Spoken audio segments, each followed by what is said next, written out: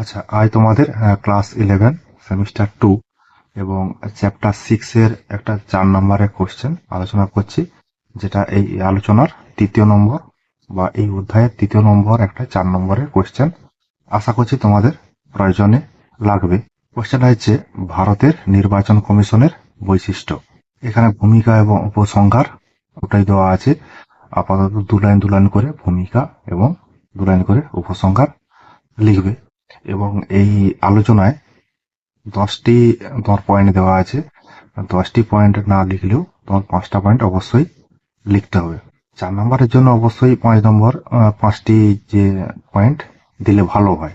তো 10টা লিখলে তার তো কোনো অসুবিধাই নেই, দিতেই পারো। তোমরা এই যে নির্বাচন কমিশনের যে বৈশিষ্ট্য, এটা বিভিন্ন বই থেকে পেয়ে যাবে। তবে আমি হচ্ছে দেবব্রত সিংহের একটা রাষ্ট্রবিজ্ঞানের বই আলোচনা থেকে এই কোশ্চেনটা আলোচনা করছি।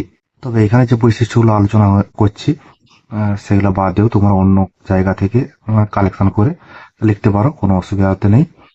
তবে 4 নম্বরের জন্য অবশ্য 5টায় যে পয়েন্ট হয় বা তার থেকে বেশি পয়েন্ট দিলেও ভালো হয়, সেটা তোমরা আশা করি ভালো করে স্টাডি করবে এবং পড়াশোনা করবে। ঠিক আছে, তাহলে মূল আলোচনায় আসা যাক। ভারতের নির্বাচনী ব্যবস্থার বৈশিষ্ট্য, এখানে 10টা পয়েন্ট দেওয়া আছে। তো এখানে তোমার প্রথমে গণতান্ত্রিক রাজনৈতিক ব্যবস্থার অন্যতম উপাদান হচ্ছে নির্বাচনী ব্যবস্থা। ভারতের নির্বাচনী ব্যবস্থার উল্লেখযোগ্য কতগুলি বৈশিষ্ট্য লক্ষ্য করা যায়। প্রথমে যে বৈশিষ্ট্যটা আছে সেটা হচ্ছে সার্বজনীন প্রাপ্তবয়স্ক ভোটাধিকার। সংবিধানের 326 নম্বর ধারায় সার্বজনীন প্রাপ্তবয়স্ক বা সার্বিক প্রাপ্তবয়স্ক ভোটাধিকারের স্বীকৃতি দেওয়া হয়েছে। তো সার্বজনীন বা সার্বিক প্রাপ্তবয়স্ক ভোটাধিকারটা হচ্ছে এটাই, যেখানে ধনী নির্ধন, স্ত্রী পুরুষ, জাতি বর্ণ ধর্ম নির্বিশেষে 18 বছর বা তার বেশি যে ভারতীয় যারা নাগরিক, তাদের ভোটাধিকার প্রদান করা হয়েছে। তা ভারতের মূল সংবিধানে তোমার 21 বছর বয়স পর্যন্ত এই অধিকারটা দেওয়া ছিল, কিন্তু পরবর্তীকালে সংবিধান সংশোধনের মাধ্যমে সেটাকে 18 বছর করা হয়েছে। এটা হলো তোমার প্রথম বৈশিষ্ট্য, সার্বজনীন প্রাপ্তবয়স্ক ভোটাধিকার। এই বৈশিষ্ট্যটা কিন্তু অবশ্যই লিখতে হবে। 2 আছে সম প্রতিনিধিত্বের ব্যবস্থা। ভারতের লোকসভা এবং বিধানসভা যে সদস্য নির্বাচনের ক্ষেত্রে মোট ভোটদাতাদের সংখ্যাগত সমতার নীতির ভিত্তিতে নির্বাচনী এলাকা গঠন করা হয়ে থাকে। যারা ভোট দেয় মানে ভোটারের সংখ্যা যেন প্রতিটি নির্বাচনী এলাকায় সমান হয়, এদিকে বিশেষ নজর দিতে হবে। যে নির্বাচনী যে এলাকা যেগুলো হয়, বিধানসভা হোক বা তোমার লোকসভা হোক, বিধানসভার ক্ষেত্রে যে এলাকা নির্বাচনী এলাকাগুলো হবে সেটা সম সংখ্যক বা সমান লোক সংখ্যার ভিত্তিতে এই ব্যবস্থাটি করা হয় বা নির্বাচনী ক্ষেত্রটা গঠন করা হয়। লোকসভার ক্ষেত্রেও একই ব্যাপার। 3 আছে ভোট দানের ক্ষেত্রে সমতার পদ্ধতি। ভারতের যে প্রত্যেক ভোটদাতারা যারা ভোট দেয় তাদের কিন্তু একটি করে ভোটদানের অধিকার রয়েছে। এক্ষেত্রে একজন সাধারণ নাগরিকের সঙ্গে রাষ্ট্রপতি ভোটদানের যে অধিকার গুরুত্বের কোনো বৈষম্য করা হয়নি। মানে যে একজন ভোটদাতা সাধারণ নাগরিক একটি ভোট যেমন দেবে, সেরকম ভারতের রাষ্ট্রপতি যিনি, সে হচ্ছে একটি ভোট প্রদান করতে পারবেন নির্বাচনের সময়। এই জন্য এটাকে বলা হয়েছে ভোটদানের ক্ষেত্রে সমতা নীতি। সবাই একটি করে ভোটদান করছে এবং সাধারণ নাগরিক এবং একজন রাষ্ট্রপতি উভয় কিন্তু সমান ভোট প্রদান করছেন। তাই এই ভোটদানের ক্ষেত্রে সমতা নীতি বা পদ্ধতিটি গ্রহণ করা হয়েছে ভারতের নির্বাচনী ব্যবস্থায়।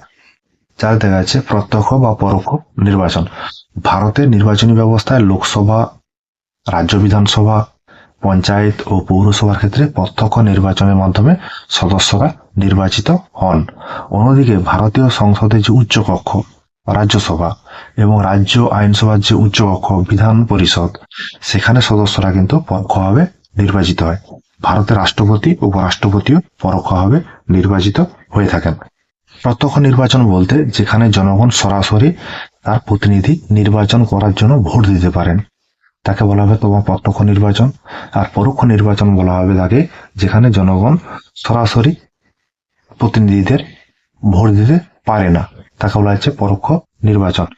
তবে প্রত্যক্ষ বা পরোক্ষ নির্বাচনকে প্রত্যক্ষ বা পরোক্ষ গণতন্ত্রের সঙ্গে গুলিয়ে ফেললে চলবে না। 5 পয়েন্ট আছে অনগ্রসর শ্রেণীর জন্য আসন সংরক্ষণ। অনগ্রসর শ্রেণী বলতে যাদেরকে আমরা এসটি বা এসসি বলি। এসসি বলতে তপশিলি জাতি, এসটি বলতে তোমার হচ্ছে তপশিলি উপজাতি। ভারতীয় নির্বাচনী ব্যবস্থা একটা গুরুত্বপূর্ণ বৈশিষ্ট্য হচ্ছে কি অনগ্রসর শ্রেণী বা অনগ্রসর জাতি যেগুলো, সেগুলোর জন্য আসন সংরক্ষণ করা হয়েছে। ভারতের তপশিলি জাতি উপজাতিদের জন্য আসন সংরক্ষণের ব্যবস্থা চালু হয়েছে, কিন্তু কোন রকম কোনো তোমার সাম্প্রদায়িক ভিত্তিক আসন সংরক্ষণ কিন্তু করা হয়নি। এটা যেমন তোমার হচ্ছে লোকসভার ক্ষেত্রে চালু রয়েছে, তেমনি কিন্তু প্রতিটি অঙ্গরাজ্যের বিধানসভার ক্ষেত্রেও প্রযোজ্য রয়েছে এই আসন সংরক্ষণের ব্যাপারটা। 6 দাগে আছে নির্বাচনী ব্যয় নিয়ন্ত্রণ। ভারতের লোকসভা ও বিভিন্ন রাজ্যে যে বিধানসভা যে নির্বাচনগুলি হয়, সেখানে প্রত্যেক প্রার্থী পিছু ভোটের যে ব্যয় তার মাত্রা নির্ধারণ করে দেয় তোমার হচ্ছে নির্বাচন কমিশন। মানে নির্বাচন কমিশন কোন প্রার্থী কতটা ভোটের ক্ষেত্রে কতটা খরচ করতে পারবে, নির্বাচনী খরচ তা নির্দিষ্ট করে দেয়। মানে নির্বাচন কমিশন নির্দিষ্ট করে দেয় লোকসভা হোক বা বিধানসভা হোক, ভোটের সময় দল কত টাকা খরচ করতে পারবে। 7 দাগে আছে নির্বাচনে প্রার্থীদের সুযোগ সুবিধা সমান। ভারতের নির্বাচনে প্রার্থীদের জন্য প্রদত্ত সুযোগ সুবিধার ক্ষেত্রে সমতা রয়েছে। লোকসভা থেকে শুরু করে পঞ্চায়েত পর্যন্ত বিভিন্ন স্তরের নির্বাচনের সমস্ত প্রার্থীকে সমান সুযোগ সুবিধা দেওয়া হয়ে থাকে। আমাদের ভারতবর্ষে ক্ষমতা বিকেন্দ্রীকরণ নীতি প্রচলিত রয়েছে, তাই লোকসভা নির্বাচনের সময় সদস্যরা যেমন এমপি যে যা সুযোগ পায়, তেমনি নিম্ন স্তরের নির্বাচনের সময় পঞ্চায়েত বা পৌরসভা সদস্যরাও তেমনি সুযোগ সুবিধা পেয়ে থাকেন। এক্ষেত্রে কোনো রকম কোনো দ্বিচারিতা হয় না। 8 দাগে আছে নিরপেক্ষ নির্বাচন কমিশন। ভারতের নির্বাচন ব্যবস্থা পরিচালনা করার জন্য স্বাধীন এবং নিরপেক্ষ নির্বাচন কমিশন রয়েছে। ভারতীয় সংবিধানের 324 নম্বর ধারায় নির্বাচন কমিশনের যাবতীয় কাজকর্ম পরিচালনার দায়িত্ব এই কমিশনের হাতে তুলে দেওয়া হয়েছে। এই নির্বাচন কমিশনের যে 324 নম্বর ধারা, এটা আমাদের পরবর্তী আলোচনার একটা প্রশ্ন। তার নির্বাচন কমিশনের ক্ষমতা ও কার্যাবলী সেগুলো নিয়ে আমরা আলোচনা করব। তাহলে এই ভারতের যে নির্বাচন ব্যবস্থা যে বৈশিষ্ট্য, তার একটা অন্যতম বৈশিষ্ট্য হচ্ছে নিরপেক্ষ নির্বাচন কমিশন। মানে ভোট পরিচালনা করার জন্য বা নির্বাচন পরিচালনা করার জন্য একটা নির্বাচন কমিশন রয়েছে। 9 দাগে নির্বাচনী আচরণ বিধি। ভারতের লোকসভা, বিধানসভা সহ অন্যান্য ক্ষেত্রে নির্বাচনের সময় নির্বাচন কমিশন প্রার্থীদের উপর নির্বাচনী আচরণ বিধি পালনের নির্দেশ জারি করে থাকেন। এছাড়া ভারতীয় জনপ্রতিনিধিত্ব সংশোধনী আইন 2002 অনুসারে হলফনামা পেশ করে যাবতীয় তথ্যাদি জানানোর জন্য প্রত্যেক প্রার্থীকে বাধ্যতামূলক করা হয়েছে। মানে কার সম্পত্তির পরিমাণ কত, পড়াশোনা কত দূর, কত সম্পত্তি আছে বা কত ছিল, সমস্ত তথ্যাদি নির্বাচন কমিশনকে দিতে হয়। এটা হচ্ছে নির্বাচন কমিশনের একটি বৈশিষ্ট্য, নির্বাচনী আচরণ বিধি। 10 থেকে আছে তোমার নির্বাচনী বিরোধ মীমাংসা। ভারতে নির্বাচন সম্পর্কিত বিরোধ নিষ্পত্তির দায়িত্ব আদালতের হাতে তুলে দেওয়া হয়েছে। যদি নির্বাচন নিয়ে বিরোধ দেখা দেয়, তা সমাধান করার দায়িত্ব কিন্তু আদালতে রয়েছে। যেমন বোঝার জন্য বলা যেতে পারে, রাষ্ট্রপতি নির্বাচন সংক্রান্ত যে বিরোধ সমাধান করে সুপ্রিম কোর্ট। এই সমস্যার সমাধানটি সুপ্রিম কোর্টের মূল এলাকার অন্তর্ভুক্ত বিষয়। এই 10টা পয়েন্ট আলোচনা করলাম।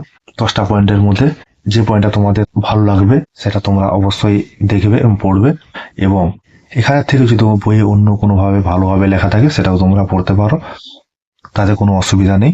ঠিক আছে, তোমাদের জন্য আমার এই কিঞ্চিত প্রয়াস।